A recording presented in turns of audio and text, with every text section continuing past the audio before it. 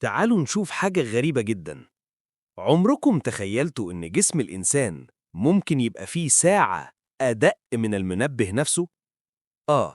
جسمك أحياناً يقدر يصحيك قبل المنبه بثواني، ولا كأن مخك عارف الميعاد بالظبط. السؤال بقى، إزاي جسمك يعرف الوقت قبل المنبه؟ السلام عليكم ورحمة الله وبركاته. معاكم عمر أفندي، ودي قناة عقل فضولي. خلينا نتفق على حاجة.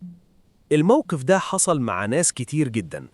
تصحى فجأة من النوم، وقبل ما المنبه يرن بلحظات تبص في الساعة تلاقيه باقي ثواني بس.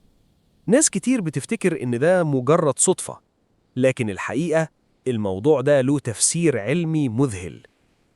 جسم الإنسان فيه نظام ذكي جدا اسمه الساعة البيولوجية. دي ساعة داخلية موجودة في المخ، وظيفتها تنظم النوم والصحيان. الساعة دي موجودة في جزء صغير جدا في المخ اسمه النواة فوق التصالبية. الجزء ده حجمه صغير جدا، لكن تأثيره كبير جدا. هو المسؤول عن تنظيم مواعيد النوم ومواعيد الصحيان وحتى درجة حرارة الجسم. لكن الغريب بقى، الساعة البيولوجية دي مش بس بتحدد إمتى تنام وإمتى تصحى، دي كمان بتتحكم في إفراز الهرمونات في جسمك. وأهم هرمون هنا هو هرمون اسمه الكورتيزول. قبل ميعاد الصحيان بفترة بسيطة، الجسم يبدأ يفرز الكورتيزول تدريجياً. الهرمون ده بيشتغل زي زرار تشغيل للجسم، يرفع نشاط المخ شوية، ويرفع ضغط الدم قليلاً، ويخلي جسمك مستعد للحركة. يعني ببساطة، الجسم بيبدأ يجهز نفسه للصحيان قبل الميعاد. لكن لو انت متعود تصحى كل يوم في نفس الوقت، المخ يبدأ يتوقع الميعاد ده بدقة، لدرجة إن جسمك ممكن يصحيك قبل المنبه بثواني. يعني المنبه مش هو السبب الحقيقي للصحيان. في أوقات كتير جسمك هو اللي سبق المنبه. لكن العلماء اكتشفوا حاجة أغرب كمان. لو انت ناوي تصحى بدري حتى لو من غير منبه، في أحيان كتير جسمك برضو يقدر يصحيك. وده لأن المخ بيقدر يسجل نية الاستيقاظ.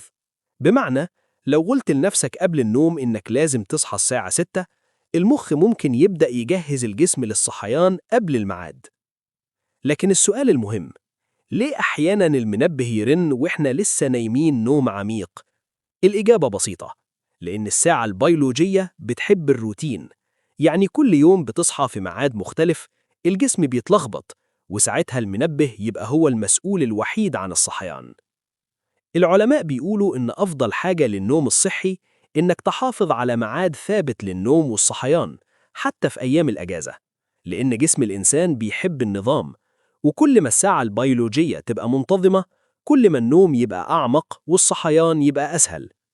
لكن خلينا نقول معلومة أغرب شوية. الضوء له تأثير كبير جدا على الساعة البيولوجية، خصوصا ضوء الشمس. لما الشمس تشرق، المخ يبدأ يقلل إفراز هرمون النوم اللي اسمه الميلاتونين، وفي نفس الوقت يزود إفراز الكورتيزول، وده اللي بيخلي الجسم يبدأ يحس بالنشاط. لكن المشكلة اللي بتحصل دلوقتي إن الموبايلات والشاشات بتلخبط الساعة البيولوجية. الضوء الأزرق اللي بيطلع من الموبايل بيخلي المخ يفتكر إن لسه في نهار، وعشان كده ناس كتير بتعاني من صعوبة النوم. عشان كده العلماء بينصحوا بحاجة بسيطة جدا. قبل النوم بساعة حاول تبعد عن الموبايل والشاشات، وسيب جسمك يرجع لنظامه الطبيعي. لكن خليني أسألك سؤال فضولي. هل حصل معاك قبل كده إنك صحيت قبل المنبه؟ ولو حصل، كان الفرق كام؟ ثواني ولا دقيقة؟ اكتب لنا في التعليقات. وما تنساش تعمل لايك للفيديو، وتشترك في قناة عقل فضولي، عشان دايما نغذي فضولك بحقائق مذهلة عن العالم من حوالينا.